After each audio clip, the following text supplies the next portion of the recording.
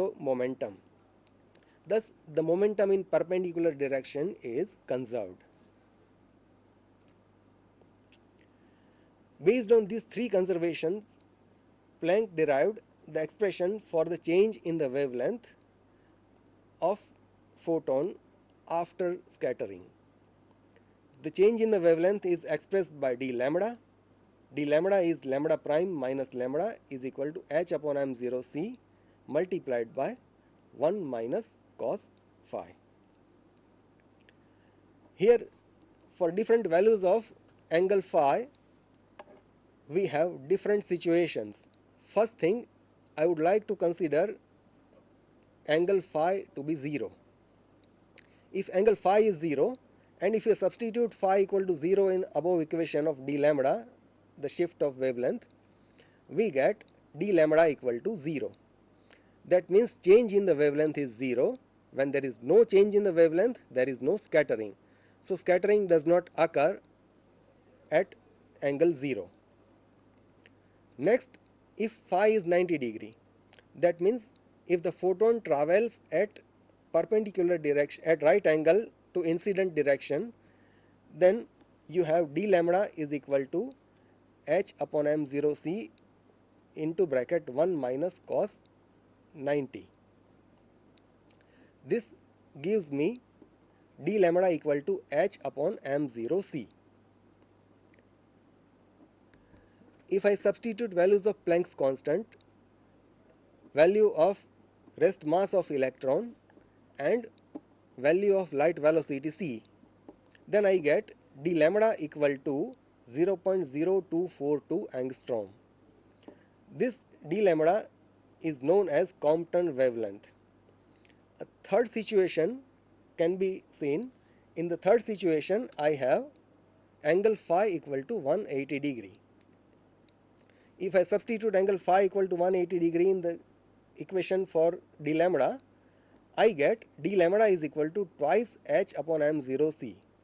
In this case, there is maximum change in the wavelength of lambda. That means there is maximum exchange of energy between electron and a photon. And this is the case of backscattering, when the scattered photon travels in the direction of incident photon only. Thus, Compton effectively expressed the phenomena of Compton scattering, and it was successfully applied. Next, the third topic is particle in a box. If a particle is free, its behavior is different, and if particle is trapped inside a box, its behavior would be different. A particle trapped in a box cannot assume any arbitrary value of energy. That means if you have a particle in a box, it has to take only certain values of energy. But why? Why a particle is compelled to assume only certain values of energy and not all the values, whereas free particle can assume all the values? The reason lies in the wave nature of the particle. The particle in a box can also be treated as if there is a wave inside a box, and the wave inside a box behaves exactly in the same way as a wave propagating on a string which is tied at the both ends. If waves are propagating on a string which is tied at the both ends, you form a stationary wave. A similar thing happens. We assume that the walls of the box are infinitely hard. As a result, when there is a collision between photon or a wave and the wall, there is no exchange of energy taking place. As a result, a wave can collide with a wall, get reflected back and forth again and again for infinite time. Such a wave is expected to form a stationary wave pattern inside the box. The possible values or the possible way in which the wave can be formed is shown in the figure. There are different ways in which you can have a stationary wave patterns. The possible wavelengths of such wave patterns in first case is lambda equal to twice L upon 1, that is twice L only. In the second case, the wavelength of particle inside the box is lambda equal to twice L upon 2, that is L. In third case, it is twice L upon 3. So in general, I can express that the wavelength lambda n of a particle inside a box is represented by an equation twice L upon small n, where small n is an integer and it can take value 1, 2, 3 and so on. Now, how this restriction on the wavelength affects the kinetic energy of the particle? The restriction on the wavelength will directly quantize the energy of particle, the kinetic energy of the particle, because the kinetic energy is 1/2 mv square, which is equivalent to p square upon twice m. But the momentum p can be represented by h upon lambda. So kinetic energy is equivalent to h square upon twice m lambda square. If you substitute values of lambda as lambda n equal to twice L upon n, then I get the kinetic energy of a particle as n square h square divided by 8 ml cube. Here the interesting thing is that in these expressions n equal to 0 is excluded. N can take only values greater than 0 or 1, 2, 3 or any other values. Why the case of n equal to 0 is excluded? The reason is that in the expression of energy, if n is 0, it gives us 0 energy, and a particle cannot take 0 energy, because if it takes 0 energy, the wavelength lambda would be infinite. If wavelength lambda is infinite, the particle will no more be confined within the box, it will start traveling freely. So that is the reason why the case of n equal to 0 is excluded. So I would like to conclude this topic by saying that by introduction of quantum mechanics, one could solve 3 problems: the problem of black body radiation, the problem of Compton scattering discrepancies, and the problem of particle inside a box. The behavior of particle inside the box was now explained. Next, I would like to talk on some basic aspects of nuclear physics, for which I would like to make use of blackboard.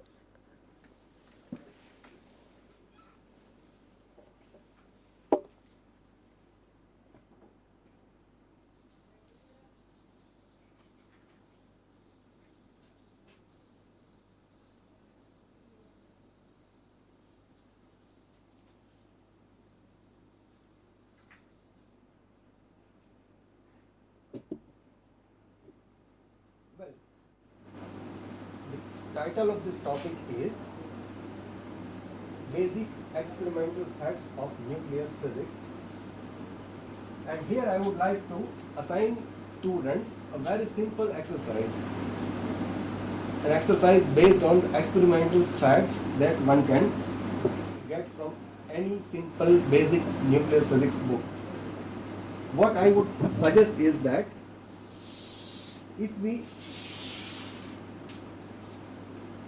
look at the number of protons and number of neutrons in a nucleus, for example, if I take carbon has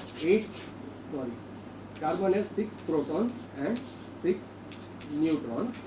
Oxygen has 8 protons, 8 neutrons. So in similar fashion, let us collect the data, number of protons and number of neutrons in each nucleus, and plot a graph of number of protons against number of neutrons, and let us see what happens. First, we feel that there are equal number of protons and neutrons in all the nuclei, and therefore one would be tempted to draw a straight line, a linear line at 45-degree angle This is known as n equal to z line. This n equal to z line represents equal number of protons and neutrons.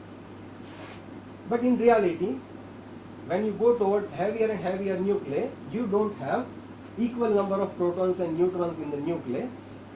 What you have is, slowly the number of neutron increases rapidly.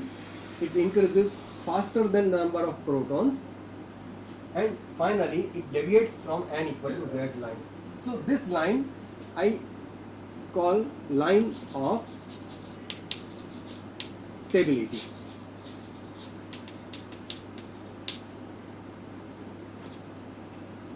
I call it line of stability because all the stable nuclei lie along this line only, and any nucleus which is not on the line of stability would either decay by emission of alpha particle or it would decay by emission of beta particle. Beta activity or beta emission includes both beta plus emission and beta minus emission. That means emission of electron and emission of positron also. Now, one would like to ask a question: why more number of neutrons are required compared to protons? The number of proton remains or it increases steadily while number of neutron increases very rapidly. So the reason is that protons, all the protons are subjected to two types of forces. One, the nuclear force inside the nucleus. This nuclear force attracts all the protons with their neighbors. So there is an attractive force between a proton and its neighboring proton. But at the same time, there is a repulsive force of Coulombian nature existing between single proton and all remaining protons. So the repulsive force in a nucleus increases faster than attractive force. Attractive force is limited only to the neighbors, while repulsive force is long range force. Coulombian force is long range force, and therefore it is applicable between all the remaining protons of the nucleus. So in heavier nuclei, when the proton number is significantly large, you have much increased repulsive force compared to attractive force. So neutrons are the only solution. Neutrons do not have charge, they don't have any repulsion amongst themselves, and therefore by adding neutrons one can add attractive force without increasing repulsive force of the protons. So this is a key devised by nature. Adding a neutron in a nucleus increases the attractive force while repulsive force is not increased.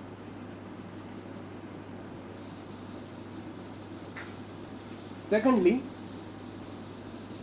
I would like to discuss the binding energy, the observational facts. The variation in binding energy as a function of number of nucleons. I have x-axis